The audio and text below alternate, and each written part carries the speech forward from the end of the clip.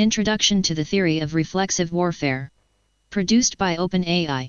Prompt for AI by Vladimir Lefebvre. Part I, Groundwork. War has always been a mirror. Each generation projects into it the image of its own reason, its own fears, its own structure of consciousness.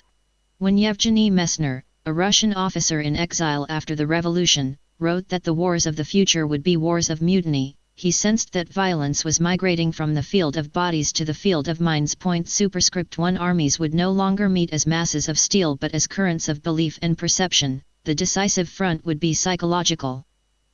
Messner's prophetic intuition belonged to the same century that gave birth to Vladimir Lefebvre's mathematical model of reflexive control, the formal description of how one mind or one polity might act upon another not through force but through the shaping of its self-image. Superscript 2 The 20th century's slow discovery that power could circulate through consciousness itself marks a turning point in the ontology of the political.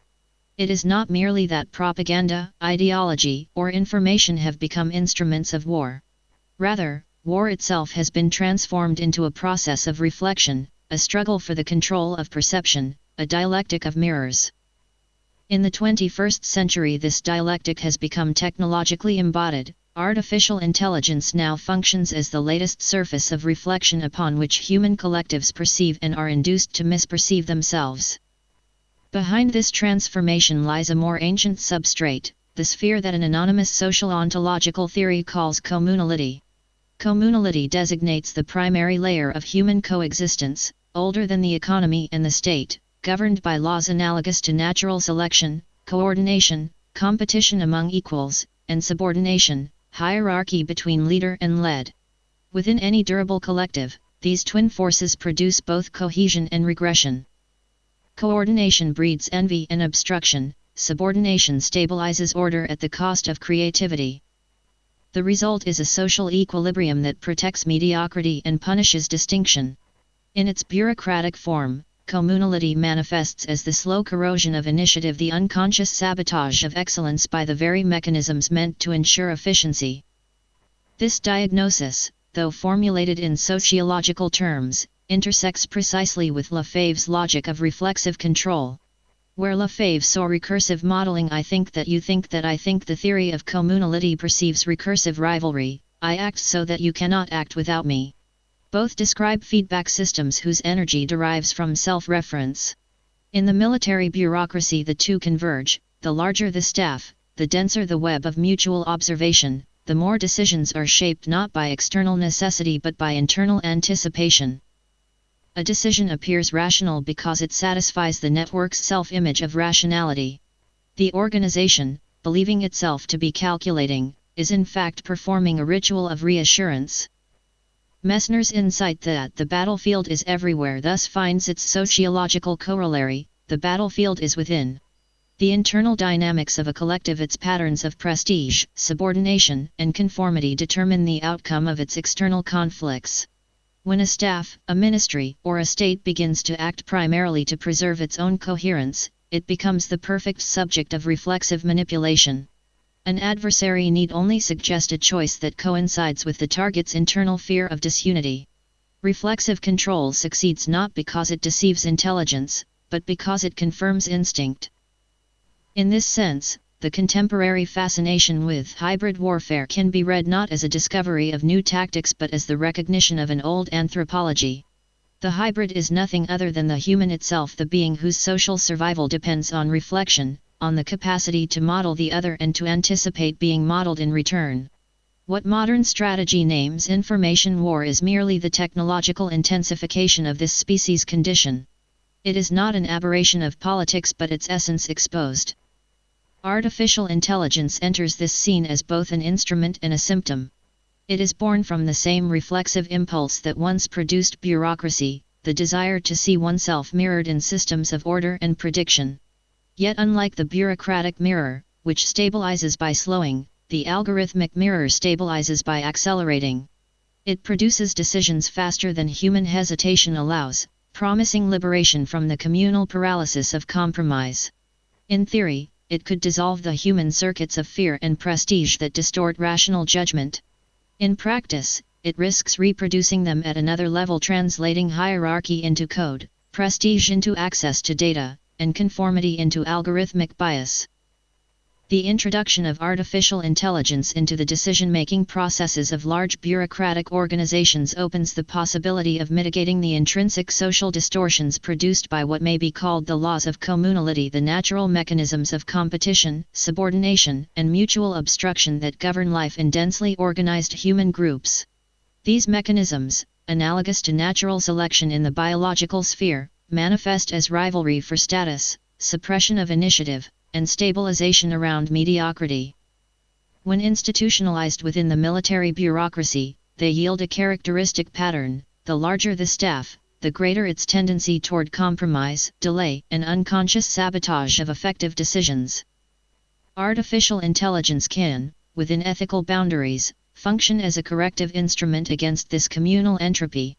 Its value lies not in replacing human command but in neutralizing the irrational components of collective psychology that emerge from instinctive competition and hierarchy. Several potential functions illustrate this role. 1. Cognitive transparency. Automated systems for information processing and verification can remove the distortions introduced by fear of responsibility and the desire for bureaucratic self-protection. By transforming raw reports into verified data chains, AI deprives middle echelons of their traditional ability to manipulate information for status advantage. 2. Depersonalized evaluation.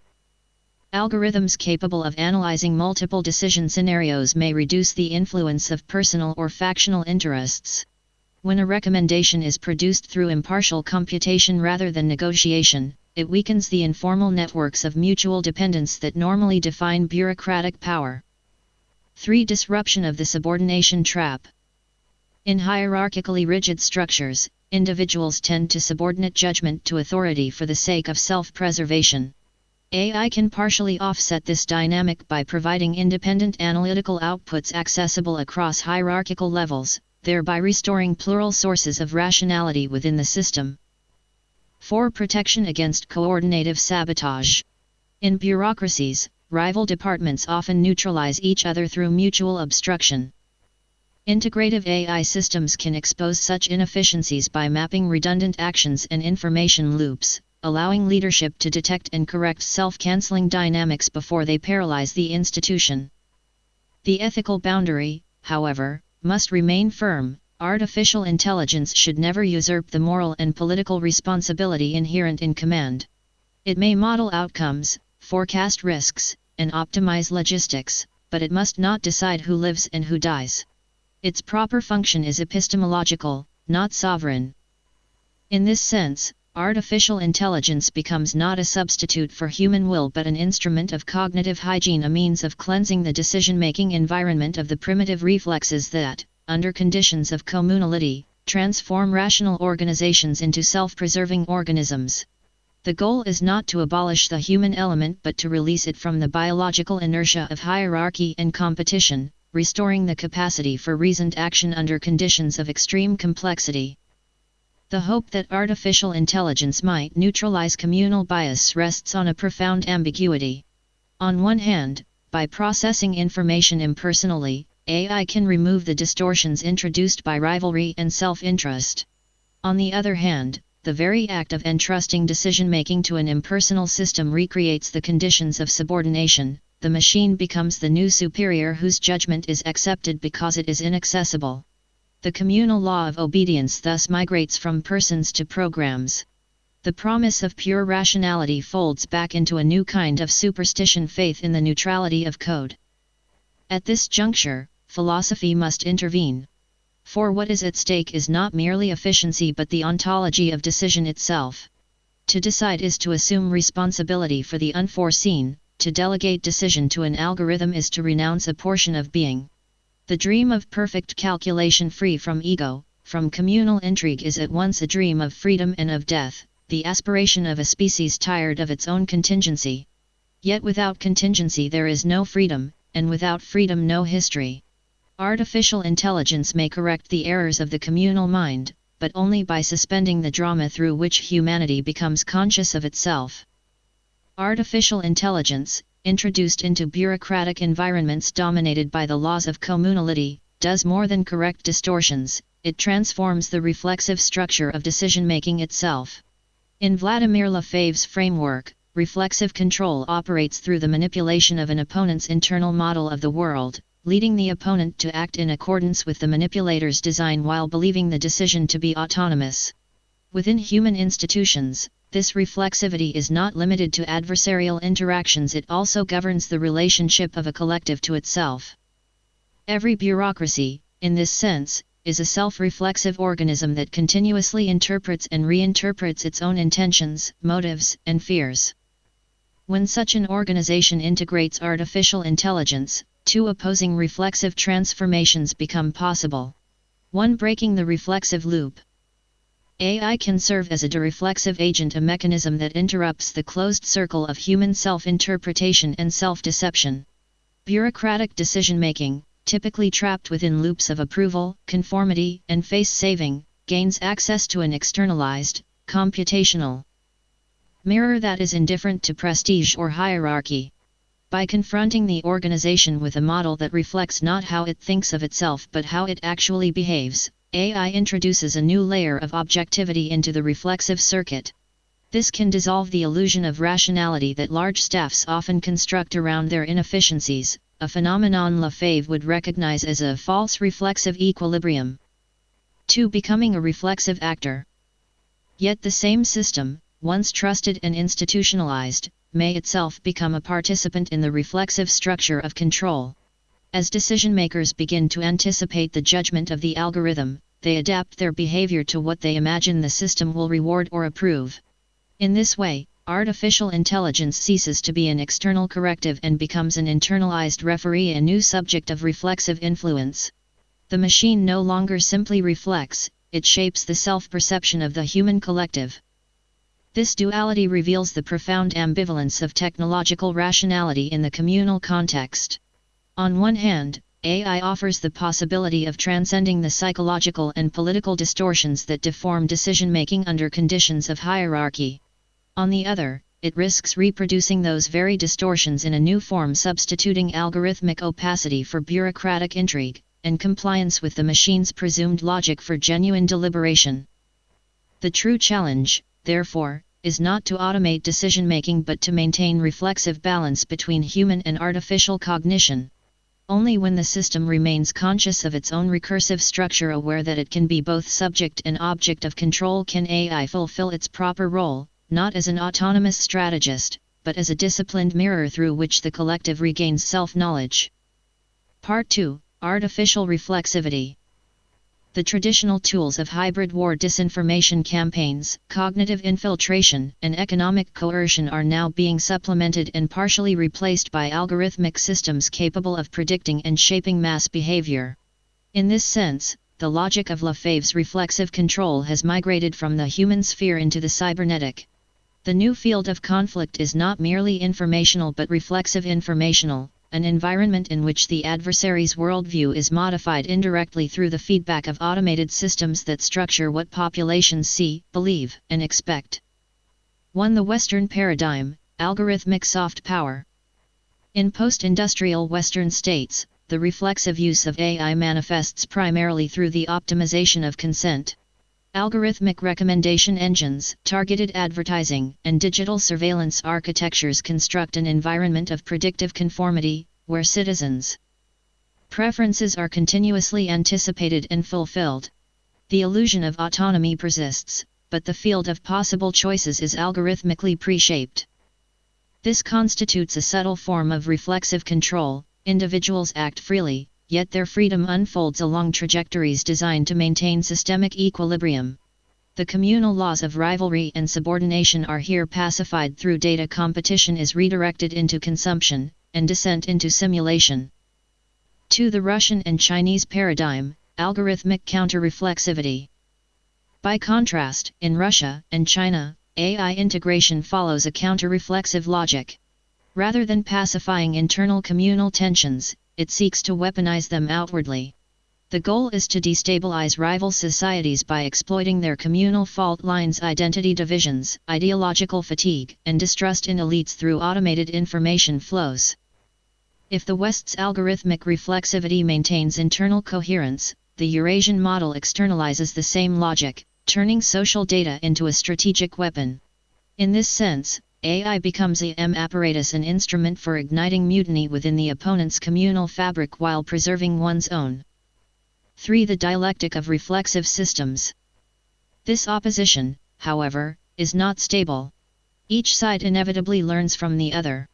As the West refines its defensive algorithms to filter manipulation, it simultaneously adopts more proactive methods of shaping adversarial perception. Likewise, Eurasian actors increasingly rely on algorithmic governance internally to maintain equilibrium. The result is a global dialectic of reflexive systems, in which all major powers seek to manipulate not merely information but the very mechanisms of reflexivity, how societies perceive, interpret, and predict their own future behavior. 4. The communal substrate persists. Yet beneath the technological sophistication, the communal substrate remains unchanged.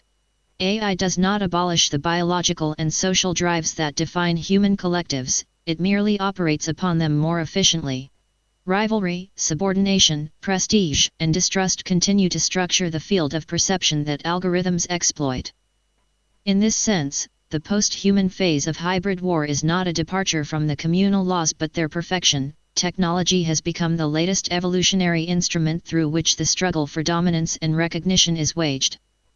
The evolution of warfare from kinetic confrontation to informational and psychological struggle, anticipated by Evgeny Messner in his conception of has now entered a post-human phase. In this phase, the reflexive manipulation of perception, motivation, and communal cohesion once executed through propaganda, ideology, and subversion is increasingly mediated by artificial intelligence. What had been a contest for souls has become a contest for data structures of collective cognition. If bureaucracy was the first mirror through which collective reason learned to contemplate itself, artificial intelligence is the second, a mirror that reflects not the face but the movement of thought. The old hierarchy of ranks and offices, which stabilized the organism of the state, has been replaced by hierarchies of data, access, and algorithmic privilege. Yet the laws of communality persist.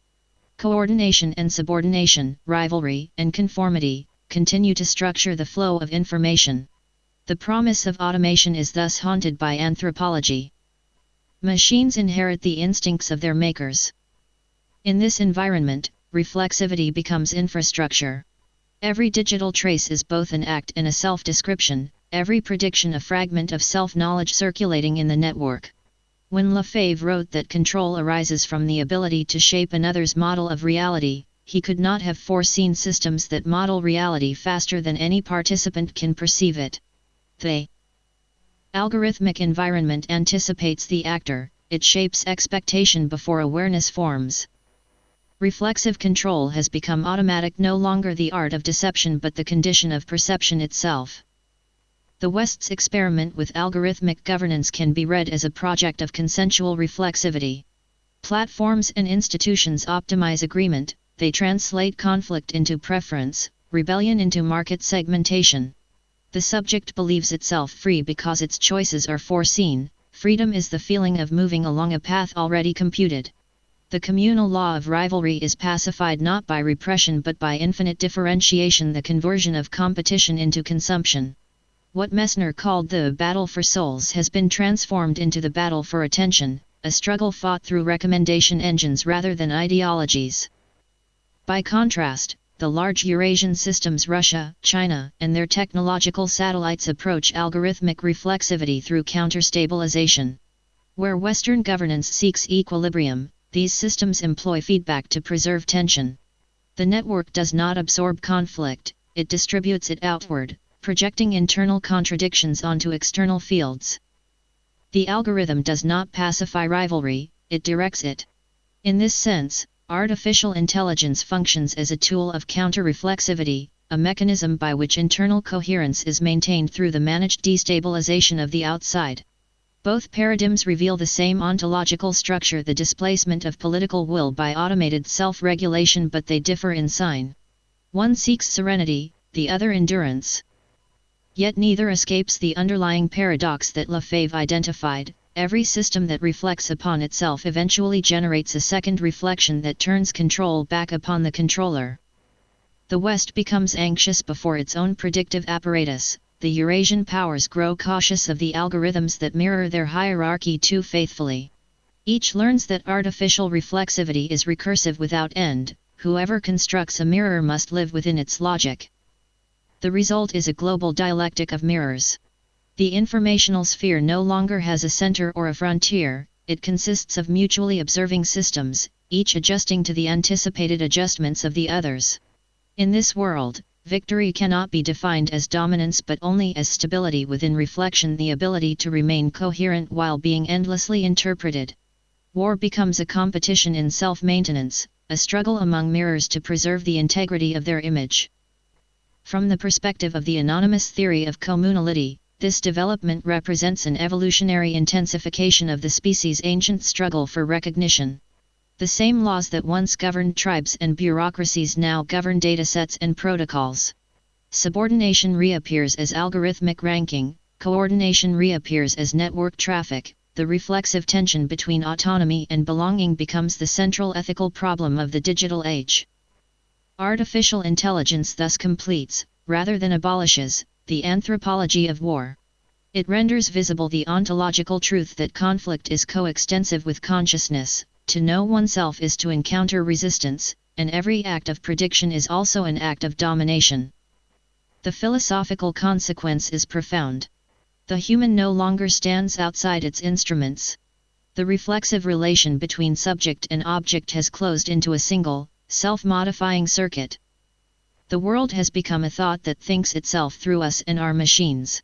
Whether this closure signifies fulfillment or exhaustion remains undecided. Messner saw in mutiny the signature of the modern soul, the revolt of consciousness against its own institutions. Lefebvre described reflexivity as the logical form of that revolt. Artificial intelligence may well be its metaphysical culmination, the moment when the mirror begins to dream independently. Part 3: Ontology and Ethics of Reflexive War.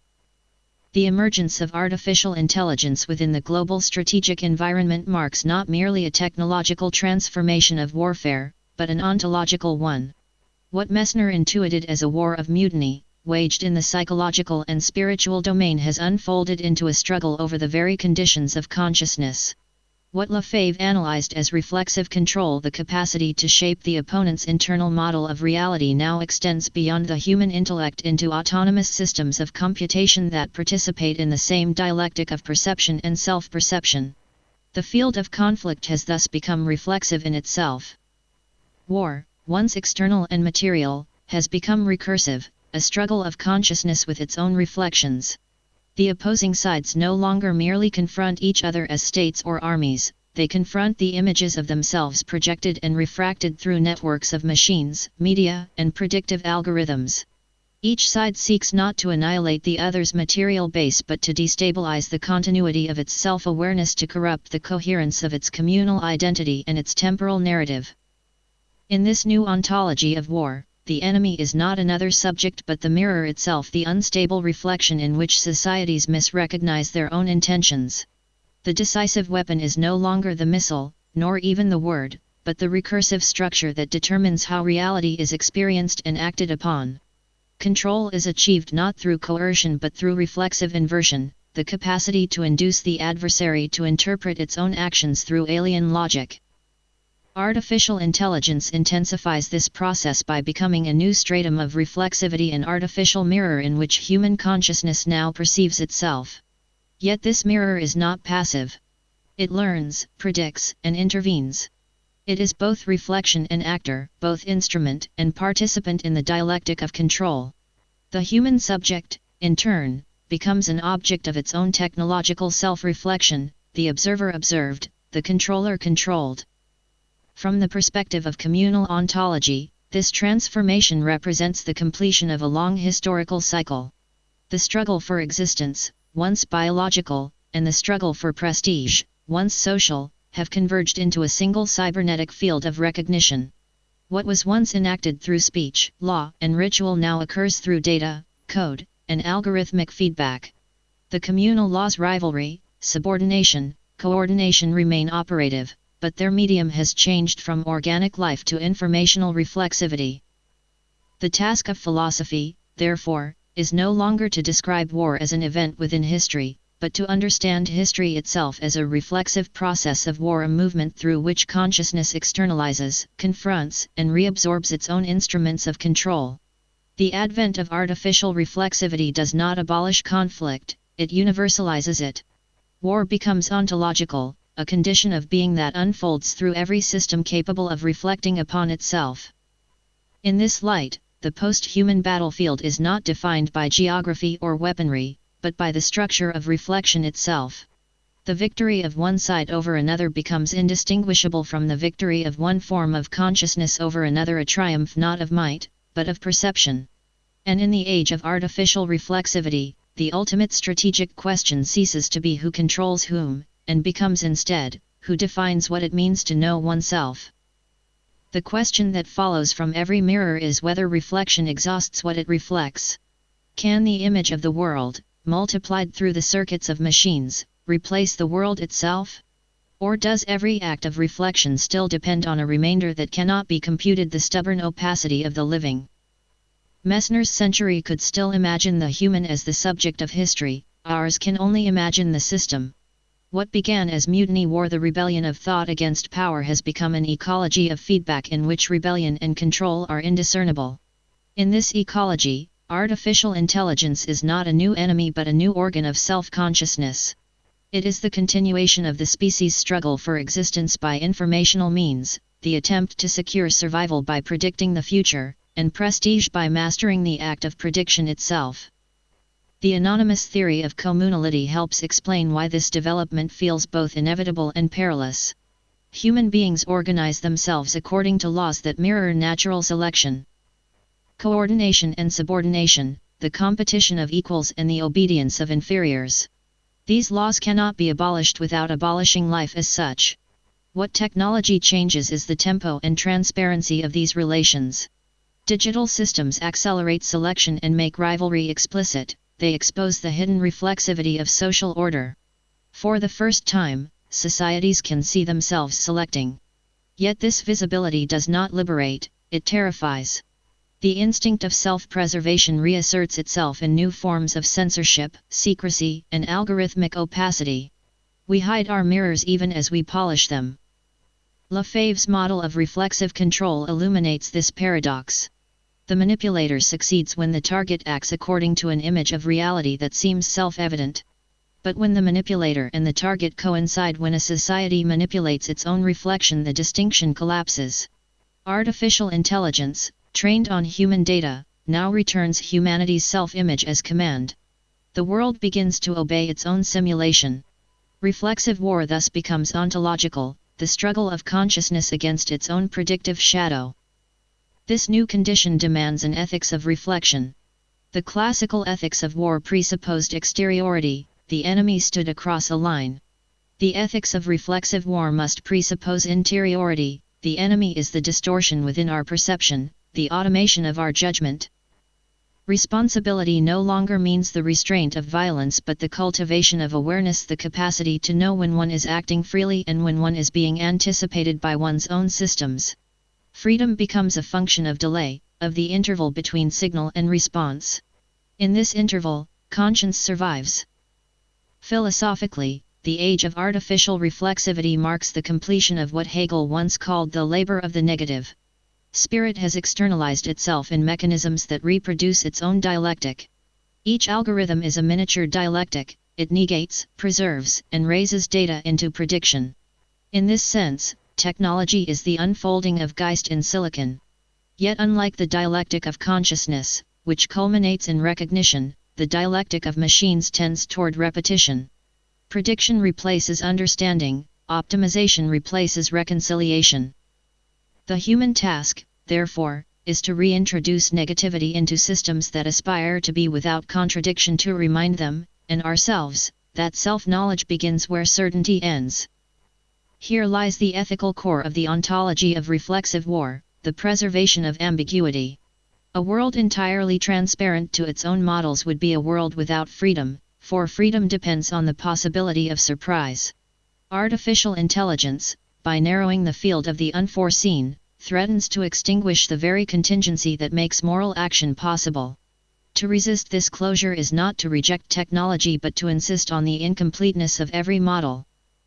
The truly human gesture is not mastery but interruption, the refusal to allow reflection to harden into fate.